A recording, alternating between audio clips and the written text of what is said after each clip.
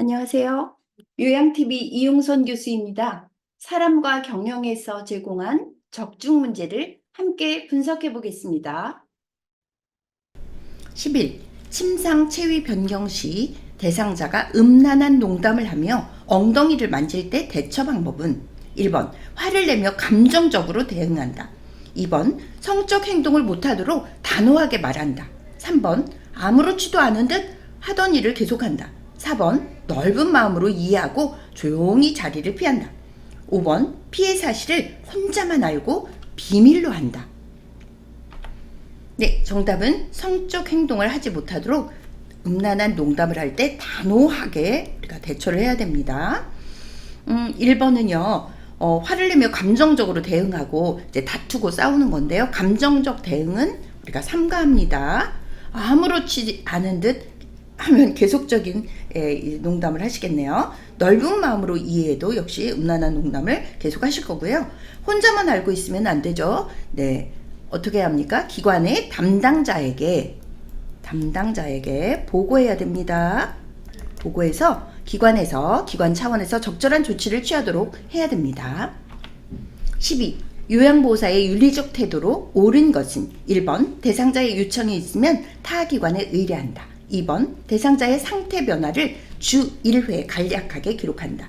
3번 대상자의 개인적 욕구보다 시설의 규칙을 우선시한다. 4번 서비스의 내용과 방법이 확실하지 않을 때는 시설장에게 도움을 청한다. 5번 인지 능력이 손상된 대상자에게 서비스 동의서를 받는다.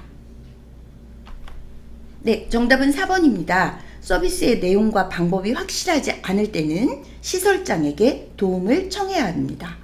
대상자의 요청이 있으면 타기관에 의뢰하는 것이 아니라 우선 관리 책임자에게 우리가 보고해야 되겠죠. 대상자의 상태 변화는 주 1회 간략하게 기록하는 게 아니라 세심하게 관찰하고 매일매일 기록해야 됩니다. 대상자의 개인적인 욕구가 시설의 욕구보다 우선해야 되고요. 인지 능력이 손상된 대상자에게는 우리가 대상자 말고 가족의 동의가 필요하겠죠. 가족의 동의가 필요합니다. 13. 대상자가 혈액과 점액이 섞인 설사와 변비를 반복할 때 의심할 수 있는 질환은 1번 대장암, 2번 식도암, 3번 담석증, 4번 맹장염, 5번 신부전증. 네, 소화기계 질환의 문제인데요. 우리가 선생님 소화기계 질환 몇 가지 배웠죠? 6가지 질환을 배웠어요. 위염 배웠고요. 위궤양 배웠고, 그 다음에 위암을 배웠고요. 그 다음에 대장암을 배웠고요.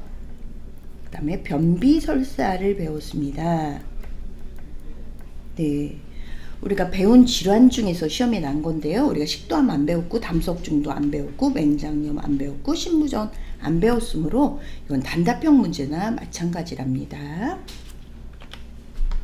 14. 노인에게 변비를 유발시킬 수 있는 요인으로 옳은 것은 1번 식사량 증가, 2번 저장 능력 증가, 3번 배변 반사 증가, 4번 마약성 진통제 복용, 5번 고섬유질 음식 섭취 증가. 정답은 마약성 진통제 복용입니다. 식사량이 증가된다면 변비가 유발 안 되겠죠? 네, 감소됐을 때 변비가 유발되고요. 저장 능력이 증가되는 것은 무관하다고 생각이 들고요. 배변 반사가 증가되면 변비가 안 생기겠죠. 배변 반사가 떨어져서 그래요. 그리고 고섬유질을 드신다면 변비가 생길 리가 없겠죠. 저섬유질을 먹기 때문이고요. 고섬유질 섭취는 감소가 됐기 때문에 변비가 유발되는 것입니다. 15. 만성기관지염으로 기도가 좁아져서 숨쉬기가 어려운 대상자를 돕는 방법으로 옳은 것은 1번 심호흡을 제한한다. 2번 뜨거운 물을 자주 제공한다. 3번 실내를 차고 건조하게 유지한다. 4번 처방대로 기관지 확장제를 사용하게 한다. 5번 호흡곤란 시 앙와위 자세를 취하게 한다. 정답은 처방대로 기관지 확장제를 사용하게 한다입니다. 호흡기 질환으로 숨쉬기가 어려운 대상자들 심호흡을 권장합니다.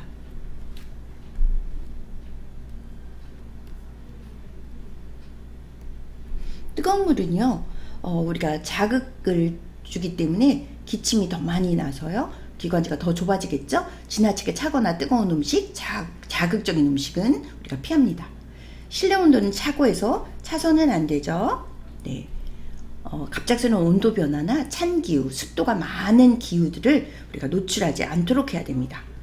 그리고 5번의 앙화의는요, 반드시 누운 자세인데 반자의가 우리 호흡곤란에 도움이 되는 자세이죠. 16. 폐결핵에 대한 설명으로 옳은 것은 1번 바이러스성 감염 질환이다. 2번 주로 오염된 음식 섭취로 감염된다. 3번 대체로 오전에 열이 오르고 오후에 열이 내린다. 4번 약물 투여로 인한 위장장애, 피부 발진 등 부작용이 생긴다. 5번 치료기간 중 증상이 사라지면 약물 복용을 중단한다. 네, 정답은 4번 약물 투여로 인한 위장장애, 피부 발진 등 부작용이 생길 수 있습니다. 1번 바이러스성이 아니고 결핵균에 의해서 결핵균에 의한 감염 질환이고요. 오염된 음식 섭취로 되는 것이 아니라 호흡으로 공기 전염이죠. 대체로 오후에 열이 오르고요. 늦은 밤에 열이 내립니다. 치료 기간 중에 증상이 사라진다고 약물 복용을 중단할 수 없고요. 첫 번째 걸렸을 때는 보통 6개월 이상 우리가 치료를 받습니다. 6개월가량. 2차 치료는 우리가 18개월 정도 하기 때문에 증상이 사라졌다고 약물 복용을 중단해서는 안 됩니다. 17. 전립선 비대증 발생과 관련된 요인으로 옳은 것은 1번 요로 감염, 2번 체중 감소, 3번 남성 호르몬 불균형, 4번 규칙적인 도뇨 시행, 5번 골반 근육 조절 능력의 약화. 네, 정답은 남성 호르몬의 불균형입니다. 대표적으로 테스토스테론. 네, 나머지는 전립선 비대증 발생과 관련이 없고요. 한번 이게 우리가 증상을 한번 살펴보면 오줌 줄기가 가늘다, 세뇨 있죠. 네, 그리고 누워도 시원치 않은 잔뇨감이 있고요. 그 다음에 밤에 자주 소변을 2시간도 안 돼서 보러 다니는 야뇨증이 있고요. 그리고 참을 수 없어서 가다가 소변을 흘리는 이제 긴방뇨도 있고요. 힘을 줘야 소변이 배출되고요. 그리고 소변이 중간에 뚝뚝 끊기는 단축뇨도 있답니다. 시험에 잘 나오는 야뇨 기억해 주세요. 18. 노화에 따른 피부의 특성으로 옳은 것은 1번 표피가 두꺼워진다. 2번 손톱이나 발톱이 부드러워진다. 3번 각질층의 수분량이 증가한다. 4번 모근의 멜라닌 생성 세포가 증가한다. 5번 상처가 잘 낫지 않으며 궤양이 생기기 쉽다. 정답은 5번 상처가 잘 낫지 않으며 궤양이 잘 생기죠. 1번 표피는 두꺼워지는 것이 아니라 얇아집니다. 얇아지고요. 손톱이나 발톱이 부드러워지지 않고 딱딱하고 두꺼워지고 세로줄도 생기고 잘 부서집니다. 각질층의 수분량은 많이 감소하죠. 모근의 멜라닌 생성 세포가 감소해서요, 우리가 흰머리가 생기는 거죠. 19. 욕창의 2단계 증상으로 옳은 것은 1번 피부가 벗겨지고 물집이 생긴다. 2번 뼈와 근육까지 괴사가 진행된다. 3번 피부에 괴사 조직이 발생한다. 4번 피부가 분홍색이나 푸른색을 띈다. 5번 피부를 누르면 일시적으로 하얗게 보인다. 네, 정답은 피부가 벗겨지고 물집이 생기는 건데요. 한번 정리해 볼까요, 선생님? 우리 화상 2도, 동상 2도, 그 다음에 욕창 2단계 모두 물집입니다. 똑같이 이자에는 물집이 생기고요. 네, 다른 말로 수포라고도 표현할 수 있겠네요. 네, 그럼 뼈와 근육까지 괴사된 건 4단계고요. 피부에 괴사 조직이 생기는 거는 3단계고요. 분홍색이나 푸른색을 떼거나 누르면 일시적으로 하얗게 보는 건 1단계가 되겠습니다. 20. 장기간 침상에 누워있는 대상자의 천골 부위에 욕창이 생겼을 때 관리 방법으로 옳은 것은 1번 천골 부위에 도넛 모양의 베개를 대어준다. 2번 하루에 2~3번 자세를 바꾼다. 3번 단백질 등 영양분을 충분히 공급한다. 4번 침대 시트가 젖은 경우 차가운 바람으로 말린다. 5번 뜨거운 물수건으로 찜질한 후 로션을 발라준다. 네, 정답은 단백질 등 영양분을 충분히 공급한다입니다. 천골 부위 도넛 모양의 베개는 데워주면 선생님, 오히려 압박받는 도넛 모양의 그 부분이 순환을 저해해서 우리가 더 심하게 욕창이 생기죠. 그래서 우리가 사용을 삼가해야 되고요. 하루에 2~3번이 아니라 우리가 누웠을 때는 2시간마다 이고요.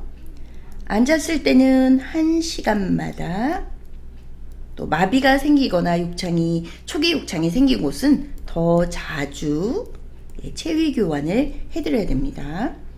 침대 시트가 젖은 경우에는요, 우리가 즉시 교환해 드려야 되고요. 뜨거운 물수건 안 되죠? 욕창은 미지근한 물수건, 미지근한 바람. 네, 그렇게 기억을 하셔야 됩니다. 이상으로 풀이를 마치겠습니다. 수고하셨습니다.